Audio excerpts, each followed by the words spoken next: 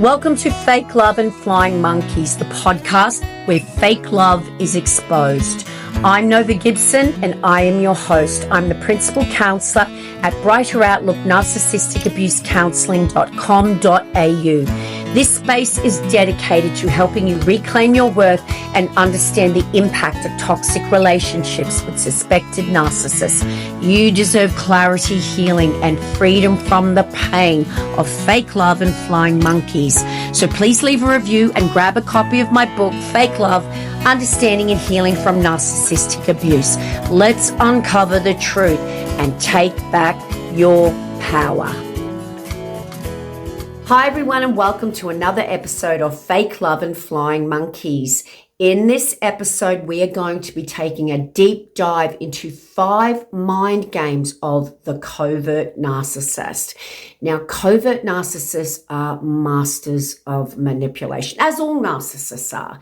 But covert narcissists, as opposed to their overt counterparts, operate under the radar. You don't see them coming, and their abuse strategies and the way they manipulate themselves into your life are very subtle yet highly destructive. Now, the overt narcissist is what society tends to think all narcissists are like, and it couldn't be further from the truth. In fact, I would have to say at least 70%, probably more, of the thousands and thousands of clients that I have counseled over the years in their narcissistic abuse recovery. By the way, guys, if you would like to have a one-on-one Zoom counseling session with me, please just see my website link in the description.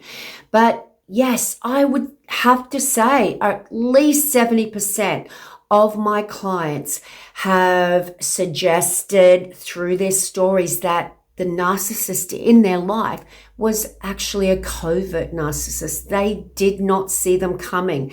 And it was too late when they realized who and what they were dealing with, because they had already become enmeshed with this person, trauma bonded to the covert narcissist, who was the last person that they would have thought that would be someone who would abuse them. So the overt narcissist will crave attention and admiration openly, where the covert narcissist maintains that facade of humility, of kindness, even being quite shy and introverted and forever the victim, whilst quietly undermining and controlling you. If you have ever felt constantly confused, second-guessed your reality, or just felt absolutely drained in a relationship, then you may have been entangled with a covert narcissist. Now, before I begin with these 5 typical abusive and manipulative strategies that covert narcissists use, I need to point out that the overt narcissist, the one you can see coming, they're what society says a narcissist looks and sounds like. They will use the same tactics, but the covert narcissist will be more sneaky. They will be very passive aggressive in how they use these tactics, because they don't want to be caught out. They don't want people thinking that there is something wrong with them. And if people are looking at an overt narcissist, for instance, and saying, wow, you know what? They are so out there. They're too loud and arrogant, and they just brag too much for me.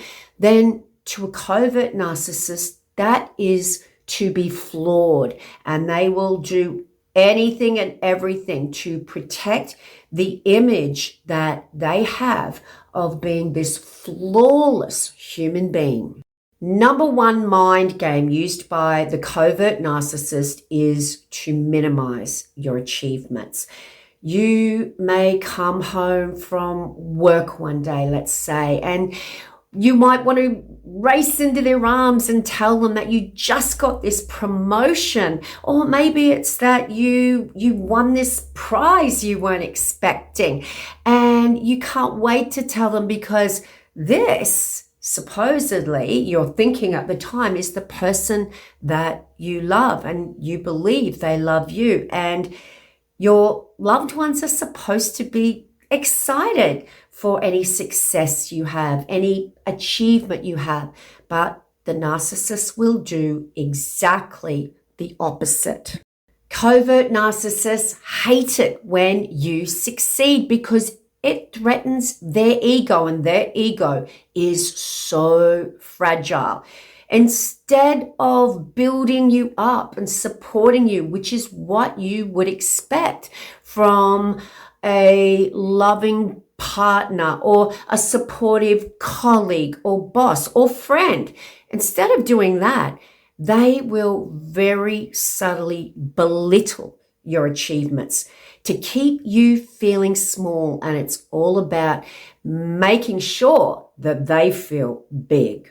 They will compare your successes, your achievements to what they've done themselves to make themselves look superior. They will very, very subtly, covertly, or sometimes overtly shift the focus back on to them. They might say something like, "Oh, you got a promotion?" "Yep. I remember when I got my promotion, it was way harder than what you do." Or they will make sure that you don't try and pursue any kind of bigger and better goals that might make them feel really bad about themselves. They will do this by planting doubts in your mind. They will sow those seeds of doubt, saying things like, "Are you sure you can handle that? This is only because I care about you. I just don't want you, taking on too much and then failing because you really weren't equipped to handle that job." Number 2 mind game by the covert narcissist is future faking. They will keep you hooked on false promises. They want to build up this future with you and paint this amazing picture by listening very carefully to what you're telling them. And hey presto, they will start talking about the very things they know will make you feel happy and excited about the future. Your goals, your dreams, they want to make them come true.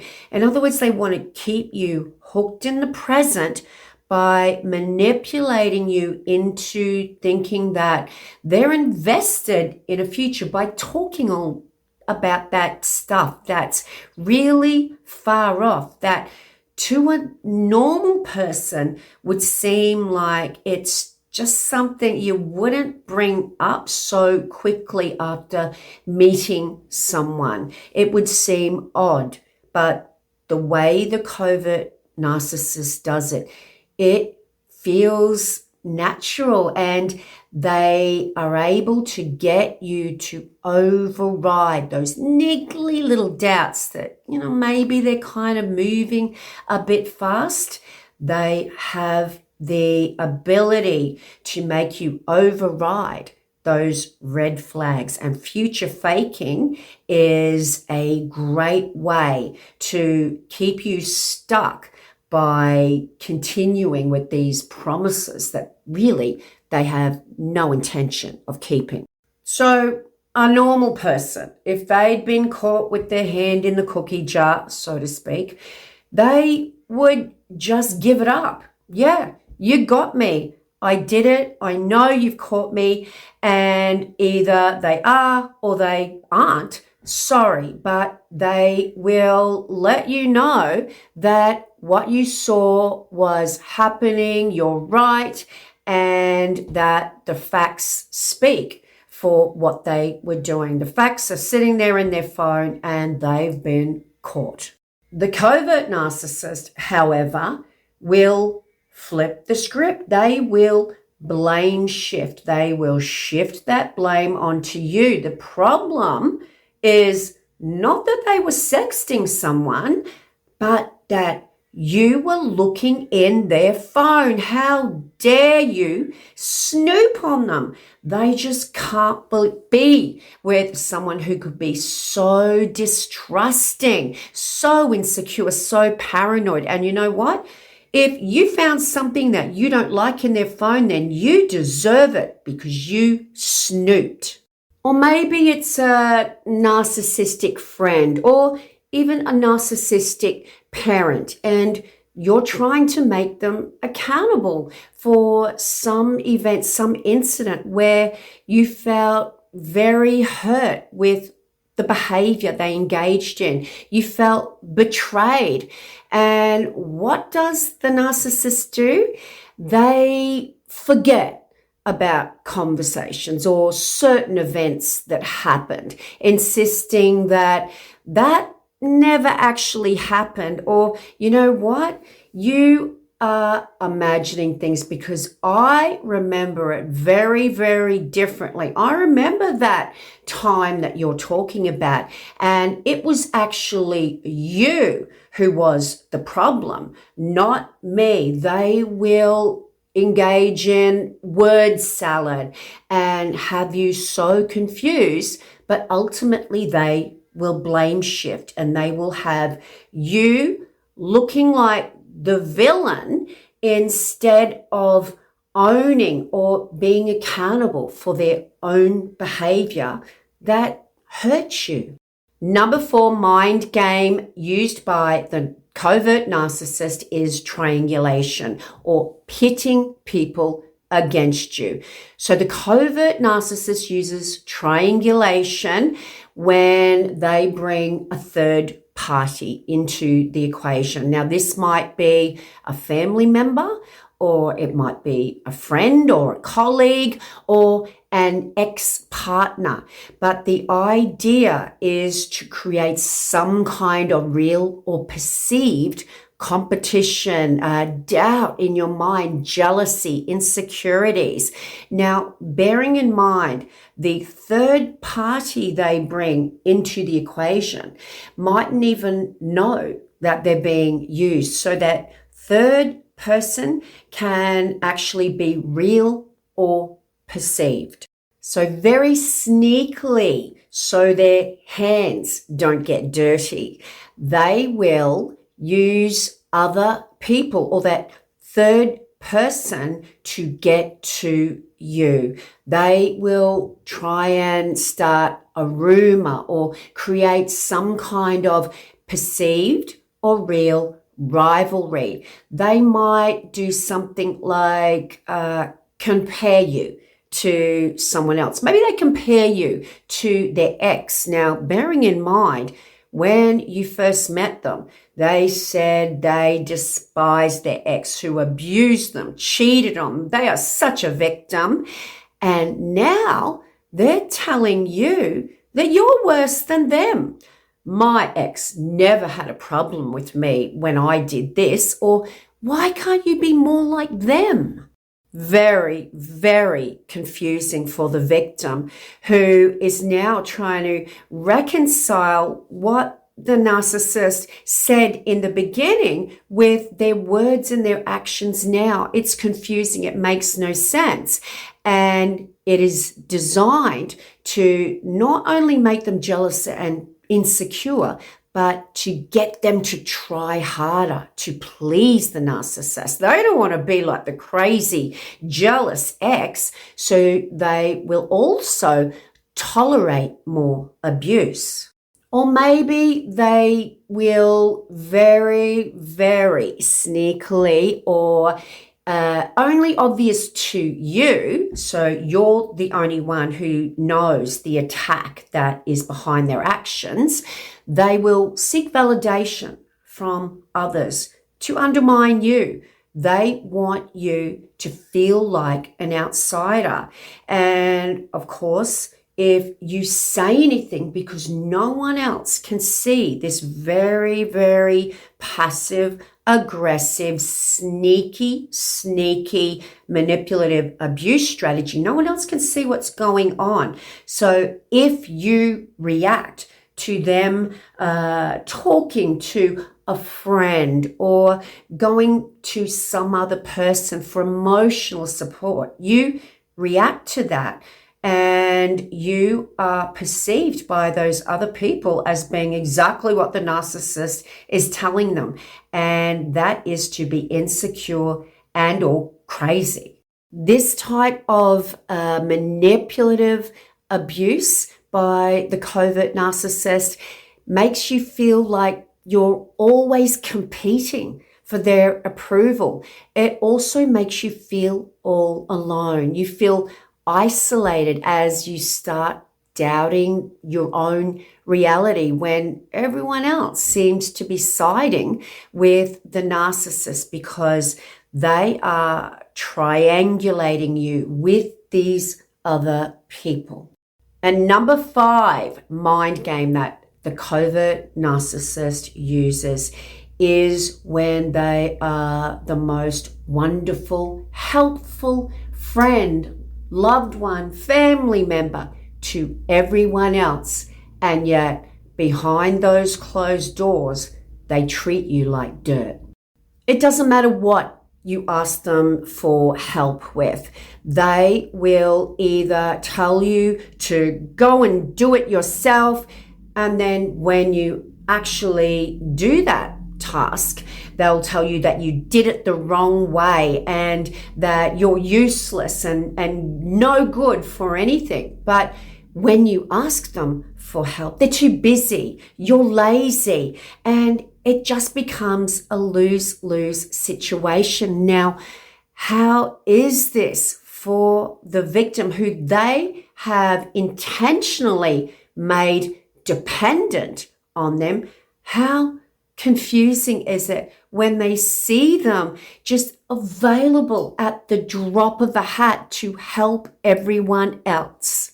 Not only does this make the victim feel absolutely worthless, it makes them feel more isolated, because who's going to believe them if they talk about what is going on behind closed doors? These people see the narcissist as the type of person who would give you the shirt off their back. And that's what they see. And of course, that covert narcissist is getting all the narcissistic supply in the world from helping, in inverted commas, other people, not because they had this selfless desire to help others, but because of the admiration they get back in return, and the fact that no one will believe you if you go to expose them. Helping others while you ignore the person you supposedly love is particularly painful for the victim, because they've been conditioned to believe that they didn't deserve to be helped. They didn't deserve the narcissist's time. And of course, they've been conditioned to blame themselves for the narcissist not loving them or caring enough about them to help them. So there are 5 mind games that are just absolutely textbook that the narcissist uses. But of course, there are many, many more, and I will talk about those in future episodes. But please just remember, guys, that your ability to trust your instincts was compromised by someone who pretended to be someone they weren't. And it is not your fault that you believed them in the beginning that they were this kind person, this compassionate person full of empathy. And it's especially difficult to think that they would be someone who could treat you so badly in the future when they're exactly the opposite of what you perceive an abuser to look and sound like. So just remember that covert narcissists thrive on control, and their mind games are specifically designed to keep you feeling drained, insecure, and confused. But it's so important to remember that it was not your fault. But the key to escaping their grip is in recognizing these consistent patterns of behavior over space and time, setting absolutely rock solid boundaries, or going no contact, gray rock, so they just do not have the access to you to have that control and to be able to manipulate you with these mind games. And that brings us to the end of yet another Fake Love and Flying Monkeys episode. I hope you enjoyed that, guys. Please don't forget, if you would like to have a one-on-one Zoom counseling session with me, no matter where you are in the world, please just see my website link in the description. And of course, don't forget to get your copy of my best-selling book, Fake Love. Also in the description, you'll find a link. Every single thing I talk about on every one of my episodes is in my book. It will really, really help you to validate your trauma, to escape your abuser, and to heal with concrete strategies.